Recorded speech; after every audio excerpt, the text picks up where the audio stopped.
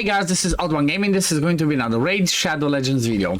Today we're going to be talking about the Nether spider and how you can actually speed farm it.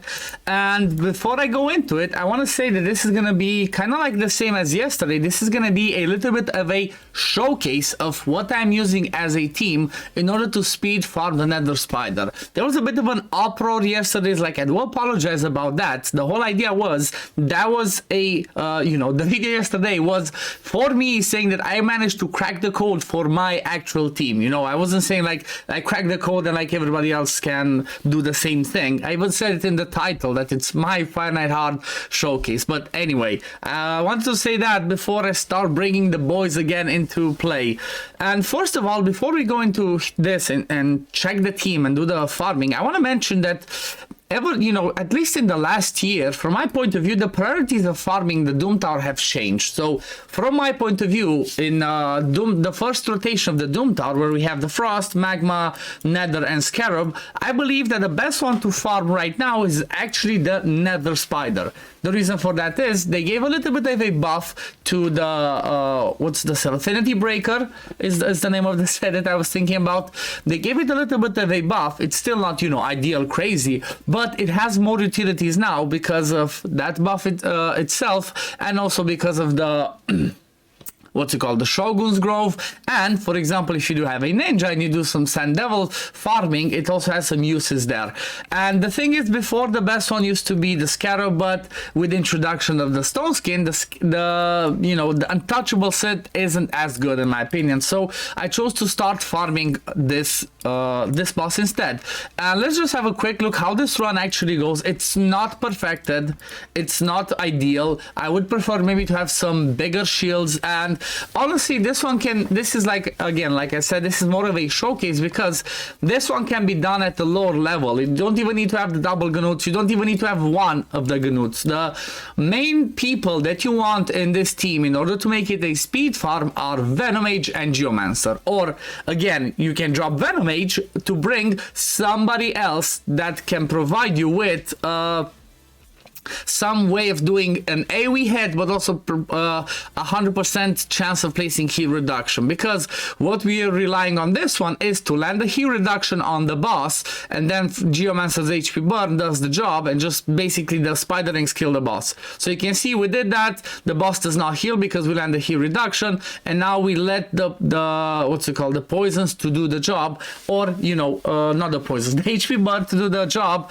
and we just keep getting hit. This is the way that we deal with this one. Every time you hit, boom, there's more attacks coming in, and then you just kill the boss. I had such a good run on this one, honestly, that I even did like 50 seconds, even like this. It's 1 minute and 11. Okay, so let's run it again so you can see how it works. It's a little bit tricky because of the the crew Traxxas on the first wave. They have here revive on death on themselves, don't quite kill them pretty fast, so I'm losing a little bit of those turns. But honestly, I don't really care about competing in the turn side of it. I only care about time. So whenever I'm building a team, my main goal is to make a team that is fast time-wise, not turns-wise. Because, just going for the records is not my thing, and I don't have the best heroes in the game to try and do that, such as the Barons and stuff like that. But again, the reason why I said that the only ones that cannot be replaced is Geomancer, it's all because of his passive, okay? So that passive that reflects damage every time you get hit, or anybody gets hit, is the one that does crazy damage. You see all those procs of 294,000?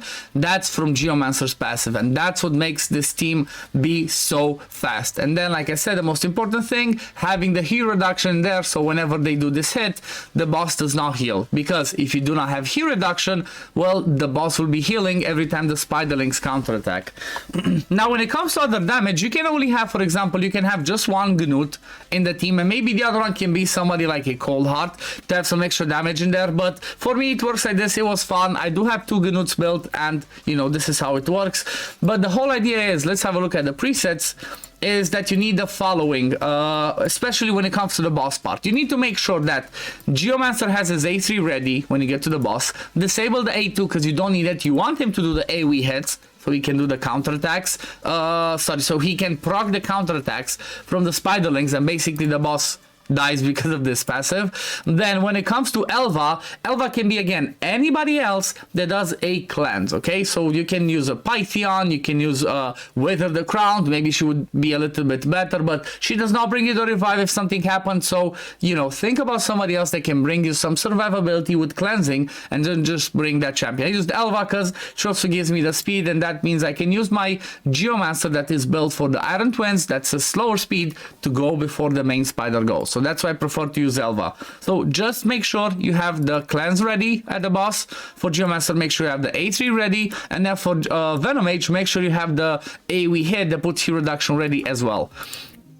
Then obviously they're gonna have the A3s ready when I get to the boss, and the way I made it is I just made one of the Gnuts keep his AoE for the second wave, and then he does it over here, and then the first one does the AoE on the second wave, and I chose to make the slow one do it so I can try and optimize the, you know, the speed of it to make it as good as possible. But if you do not have the Gnuts, or if you don't have everybody else, like I said, follow the principles and you should still be able to do it. Like I said, get a Python in here, get anybody else that brings some survivability, maybe even a Cold Heart in here, but they might be squishy. Or if you do not have if you only have Wither, get Wither, but maybe get somebody else that brings you a revive as a backup to make this work. But still, I just love this team. It's so fast, and it's kind of satisfying to watch. On lower levels, it was even better because I did not have these revive on death through Traxas in here, so the wave would just go so fast, and I would basically farm it in like I think 40 seconds or something like that, and that's just crazy.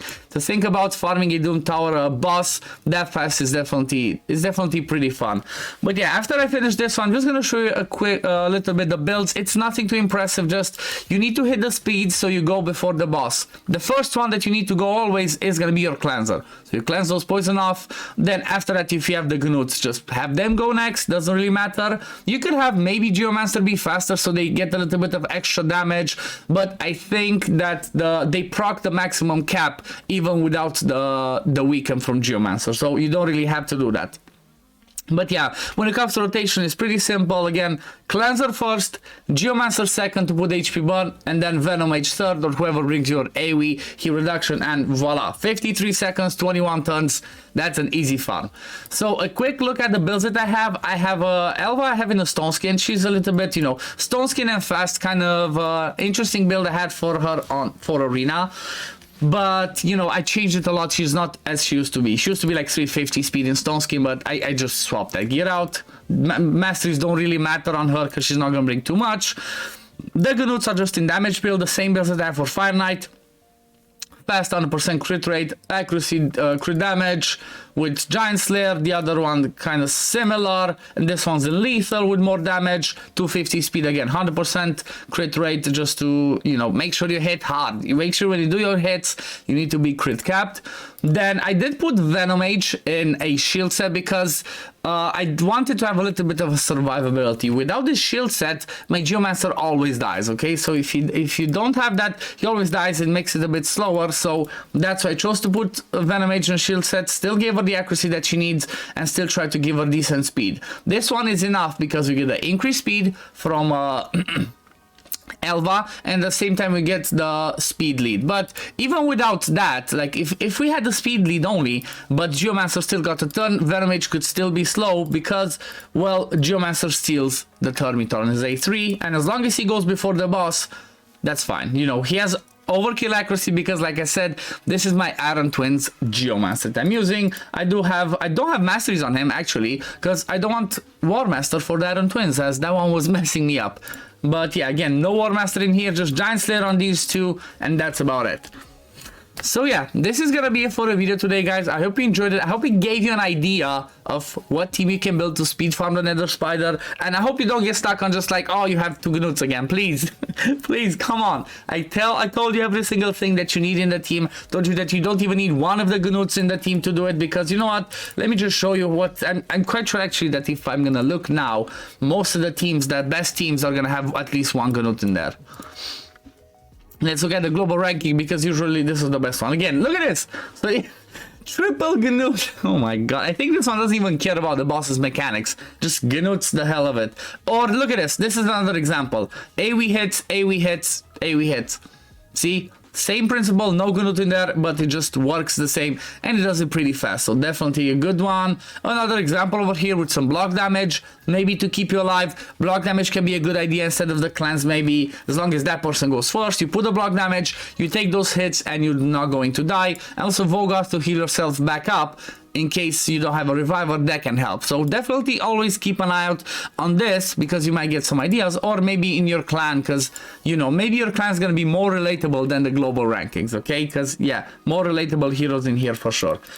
But anyway, this is gonna be it for the video today, guys. I hope you enjoyed it. As always, if you do enjoy my content, don't forget to like this video, subscribe to the channel to see when I upload next, and I'm gonna see you on the next one. Peace, love, take care, everyone. Bye, guys.